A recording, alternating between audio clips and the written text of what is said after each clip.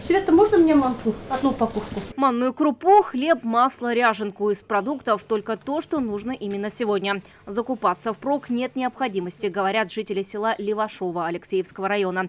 Екатерина Иванова работает в местном ФАПе. Рассказывает, всеобщему ажиотажу они не поддались. Нам привозят каждую неделю свежий товар. Мы не озадачены тем, что нужно там по 2 мешка брать песка, муки, соли.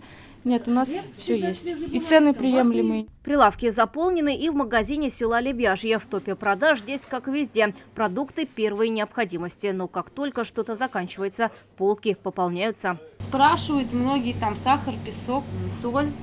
Вот, не берут они у нас мешками, берут по 2, по 3 килограмма. В Алексеевском районе 37 таких магазинов Татпотребсоюза. Полки в них пополняются ежедневно. 30% товаров в магазинах – это продукция собственного производства. В этом цехе Алексеевского потребительского общества производят колбасные изделия и полуфабрикаты. Это больше 20 наименований.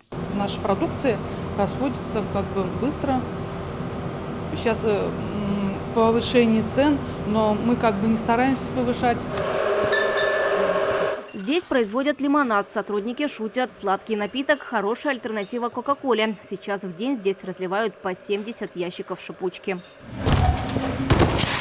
Отсюда в магазины Алексеевского и соседних районов увозят на прилавки свежий хлеб. Ежедневно пекут по 2 тонны мучных изделий. На сегодняшний день на наших складах, имеется порядка 30 тонн запасов муки.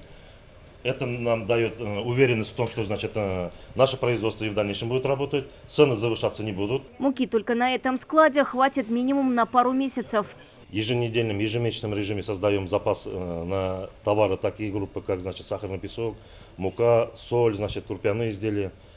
Вот. По тем старым ценам вывезли магазины, чтобы не допустить ажиотажа. Сейчас стараются всю продукцию сразу отправлять в магазины. В Татпотребсоюзе говорят, если раньше поставщики сразу отдавали товары под реализацию, сейчас же просят предоплату. Также стали повышать цены на некоторые продукты. Сахарный песок, мы продавали буквально неделю тому назад по 60 рублей в своих магазинах, а сегодняшний день мы вынуждены его закупать по 76 рублей.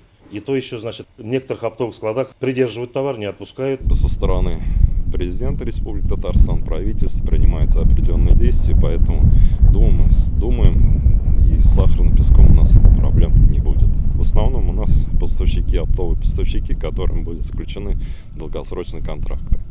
Но это Казань, Нижнекамск, Ульяновск, Ижевск. У Татпотребсоюза 800 магазинов по республике. Также работает 121 автолавка, которая развозит все необходимые продукты почти в 1000 сел Татарстана. Вероника Гайнудинова, Ленар Хузяхметов, ТНВ, Алексеевский район. Закажи рекламу на ТНВ. Телефон в Казани 5 705 100.